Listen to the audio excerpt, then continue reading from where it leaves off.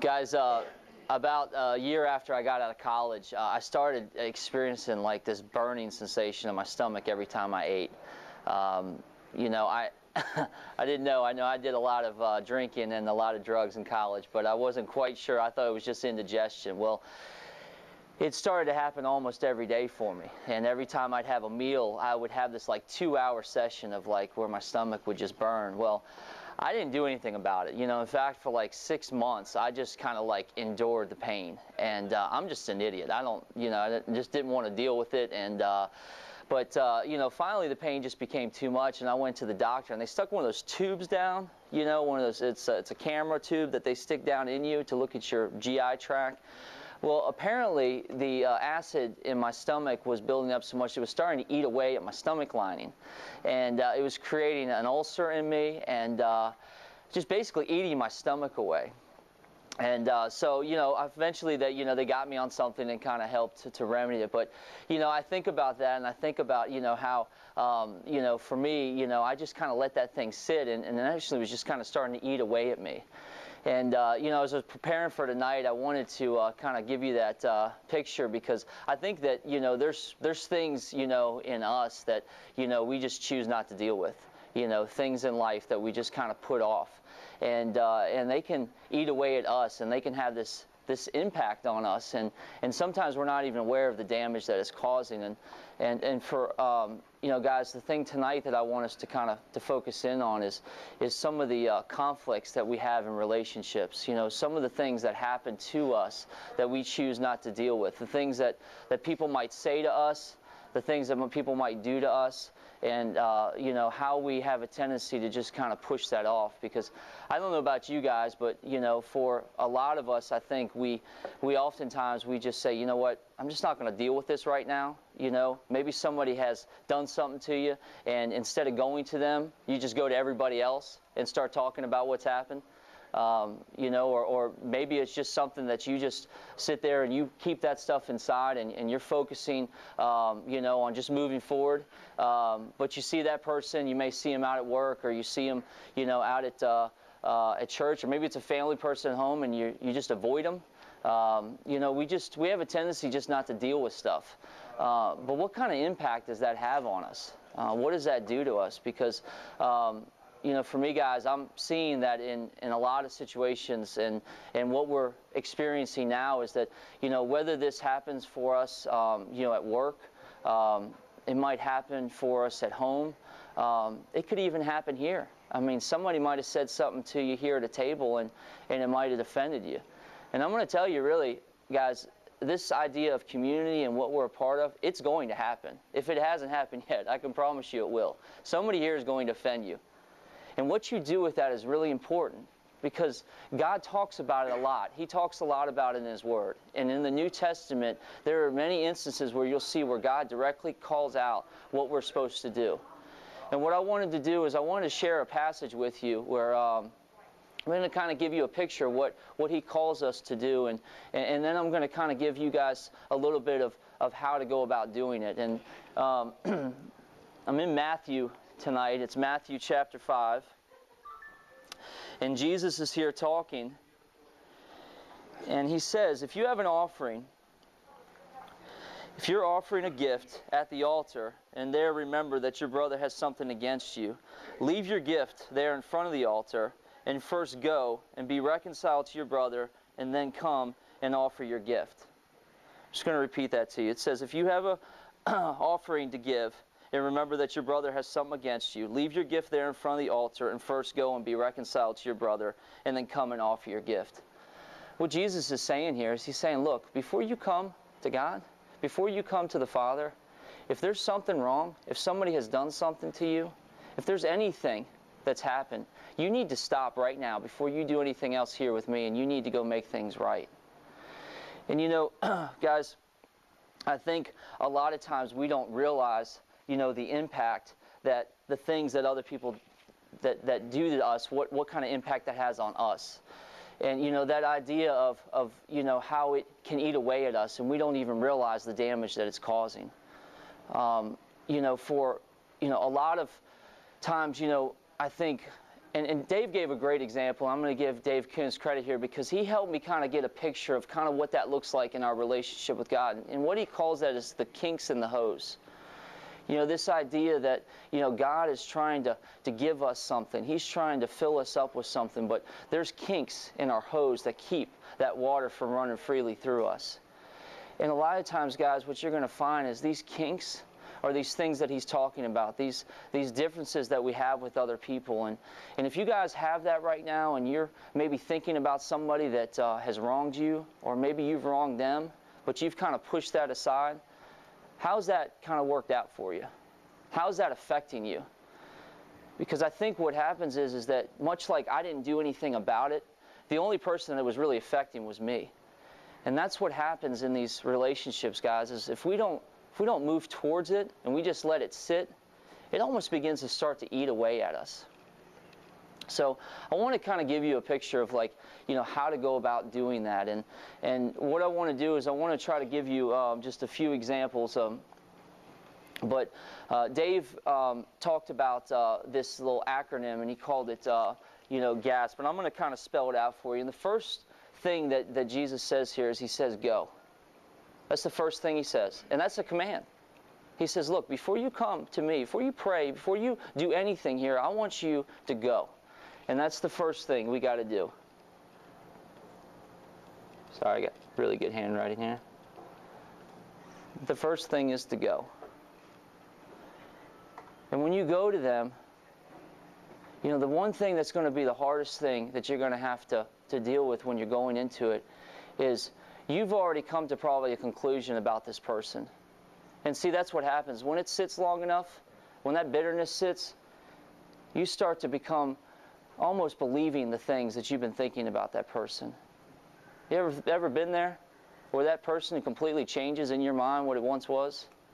And I think that's what happens. We just start assuming the worst in those people. But what David used and what I think God wants us to try to do is he wants us to see it from his perspective.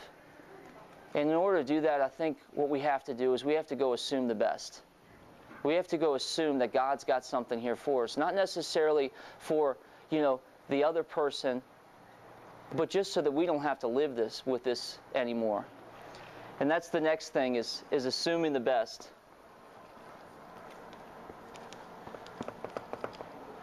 And the last one, which is the most important one, is this idea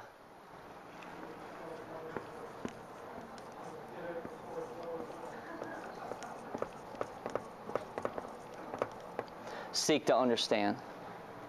See, what I've come to realize is a lot of times in these situations we have no idea what's really going on. See, we've made up in our mind why that person wronged us, and we've created this, and now we start believing that. But see, we really have no real clear understanding until we go. And we assume the best, and we begin to seek to understand. And you know a great way to approach somebody is to say, hey, look, you said something to me. Help me understand. Help me understand where you were coming from. And you know, as you guys do that, what you do is you give them an opportunity not to put them on the defense. You know, it's funny when, you know, these things are coming up and I'm, you know, reading Scripture, and I'm sure you guys find this out, that God starts to work on you in this area. And he starts to kind of take you on a journey. And he's been taking me on a journey, and I kind of want to share kind of what that looked like. You know, a good friend of mine that's, you know, in this community is a brother of mine, and, you know, he, you know, for whatever reason, I just started sensing that, you know, there was a lot of jealousy there. And he started to make comments, and it really started to rub me the wrong way. And this went on for several weeks, and never had an opportunity to really go and talk to him about it. So what had happened was that stuff started to sit in me. I started to think these thoughts of him. And my opinion of him changed pretty quickly. And I started to think that, you know, I don't know if I even want to be around this guy anymore. And it caused me to start to get bitter and resentful. Well, this went on for several weeks, and this past Sunday, Woody was given a message, and the message was about communion. And this was another example of how God, uses His Word to kind of speak to us. But, to speak to this point, He was talking about if you're going to take this bread and you're going to take this cup in communion, you need to do it in a worthy manner. And in order to do that, you need to go to your brother, and you need to go, and if there's something that somebody's done wrong, you need to go make it right. Well, see, this thought came in my mind. I said, I can't do this in a worthy manner. And I looked over at my wife and I said, I can't take communion. So I got up and I walked out. It was funny, I was getting ready to call this person on the phone, and I get a text from this guy. Well, he's in the same service. And he says to me, hey, I'm really sorry. And I've been doing some things I don't think that are right. And I said, well, where are you at? He said, I'm in the 10:30 service. I said, well, I'm out in the atrium. So he comes out, and it's funny, man. If you guys have ever been to Blue Ridge, trying to talk in the atrium, or at least have a serious conversation there, is about impossible. Because everybody just comes up and they just want to talk to you. Well, I'm trying to have a conversation with this guy, and I said, look, we can't do it here. And I know there's a mop closet over in the corner here. So I go in the mop closet. Well, some guy follows us in and interrupts us in there too. Oh, no. But anyways, we did finally get to talk, and all these feelings, all this bitterness that I had, all this resentment I had, built up inside that was kind of eaten away. It was amazing as I moved into this idea of going, and assuming that God had something here for me. But He helped me understand something when I got there. This guy is going through probably the toughest point in his life right now. Some of the things he shared with me were just unimaginable, what he's gotten to deal with him and his family. And God started to do something in me, and He started to really help me start to break down and to really understand where this guy was coming from. And as we walked out of there, and we hugged, and and we just both kind of took time to pray and just asked God to help bring us back together. It was just an amazing example of how much of an impact that God wants to have in these relationships with each other. And like I said, guys, I don't know where you're at tonight. I don't know what thoughts are coming through your mind right now. I don't know if you've got somebody in mind right now that you need to get up and have a conversation with. It may be somebody right here. But I got a couple rules for tonight. One, let's not use any names tonight. Let's really try to be conscious of that. Let's not use any names. And if you guys have something for somebody here tonight, pull them aside and to make a point to do that in private. But what I like to think is that there may be some other things that we have kind of let go for a long time. I had that problem with my stomach for almost 6 months. I've had other things that I've dealt with for years, and I think we all have relationships that we've just kind of let sit and stew and eat it the way, at the insides of us. And really, if you think about it, guys, who's it really hurting? Is it hurting the other person? Probably not. What's really hurting is us. But God has something for us. And that's what I want to do tonight, is I just want us to be able to kind of talk about that. So as I made the comment about the kink in the hose, that's really the first question is, if you're not really experiencing God in the way that you want to, you're not experiencing Him in the way that you see other guys experiencing Him, think about, is there a kink there? Because, God's pretty clear. He says in His Word, He said, before you come to me, I need you to go do this. And it's a command. He's not saying, well, I think you might want to do that. He's saying you need to go. So that's the first question tonight, is ask somebody done something to you that might be causing a kink in your hose.